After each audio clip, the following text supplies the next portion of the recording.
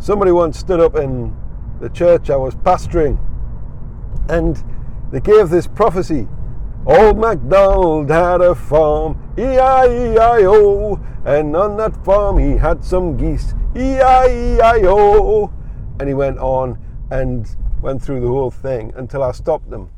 And he said it was a prophecy. And a few minutes before, he'd given like this picture of a church window and so on and so forth. And then he'd said, can I give you another one? And he'd sang Old MacDonald in front of the whole church. It was quite an event.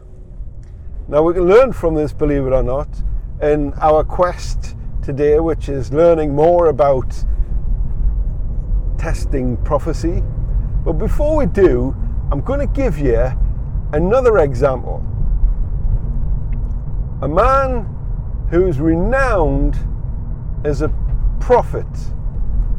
He had a reputation. He was released as such by the church. He was well in with the leaders of the church. And he'd had an agreement with the lead pastor that whatever happened, if he ever had anything from God to speak to him, that he should speak to him. So time passed, and one time the lead pastor had a heart attack and he was taken into hospital. Now I have to say before you get worried, he's still with us even now. This is a lot of years ago. But what happened was this. The prophetic guy, who was actually mentoring me at the time, said that he'd had a word from God and that he had to go and speak to this guy who'd just been taken into hospital, this lead pastor. He had to speak to him on his hospital bed and give him this message from God. And I bet you're dying to know what it is. Well, it's this. He said, you've been disobedient like Hezekiah, and that's why you've had a heart attack. And nothing's going to go right in the church until you sort out your disobedience. Now, I've got a question for you.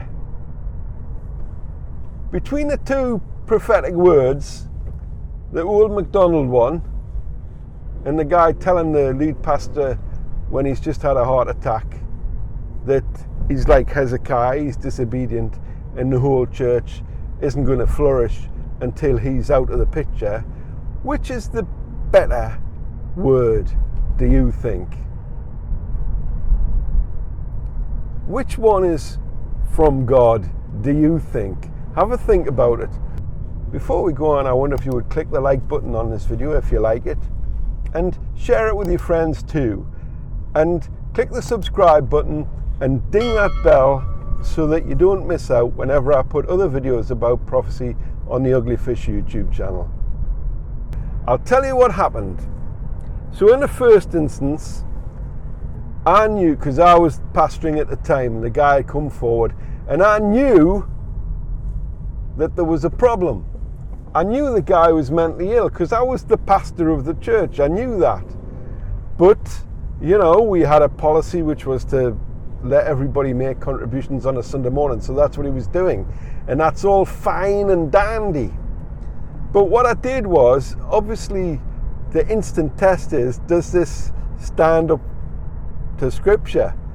Is it revelation from God like I talked to you about last time? And it's not.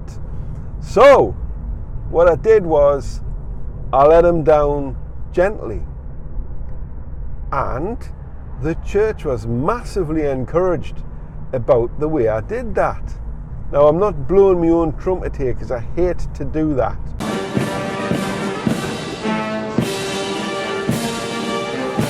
But, look there. Here's what happened. The church was strengthened and encouraged by what they saw. Was it a prophetic word from God? Absolutely not. No question about it. I'm going to the other one.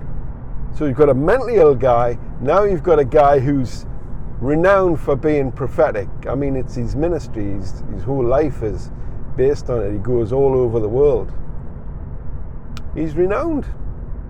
And he gets up and goes to the hospital 7 days later because the elders cave in to his demands. Now, I'm saying that I've got a great lot of respect for this guy, but I had to pray with him for a week through this. And it was hard going, it was tight, it was heavy. You could feel the weight of the whole thing. And they eventually let him see the lead pastor, and he went into his hospital bed, and he told him that he was like Hezekiah and that he'd been disobedient and the church wasn't going to flourish until he was out of the picture. Now, how do you think that went down with the lead pastor, who is, to be frank, the most Jesus-like man you're probably ever likely to meet in your life? And that's no exaggeration. Well, he was extremely gracious about it, of course, but it had an effect on him. And I'll tell you what the effect was. The effect was, in the short term, it was like a curse, because he had that weighing on him. The church is not going to get better until I'm out of the picture. That's terrible. Is it from God, is the question. Because those kinds of things can often seem like they are when the big prophet guy says they are. But here's the trick. We'll have to test everything. We'll have to hold on to the good and chuck away the bad. Did that word in any way encourage, strengthen, or comfort the church? That would be my first question. Absolutely not. In fact, it had the opposite effect. The lead pastor of the church felt completely condemned by it. Now, I'm not saying you can't give strong words, you absolutely can. But on this occasion, it was just wrong. And it was all to do with the arrogance of the man who, as I say, I have respect for. All to do with the arrogance of the man who's this kind of prophet character. And the lesson today from all that is this. It doesn't matter who it is. God's no respecter of persons. You test the prophecy. It's the prophetic word that you test. Balaam's donkey gave Balaam a word from God and told him that he couldn't pass. You test the word. You apply tests to the word. And of course, if somebody has got a track record in being prophetic, that's all fine.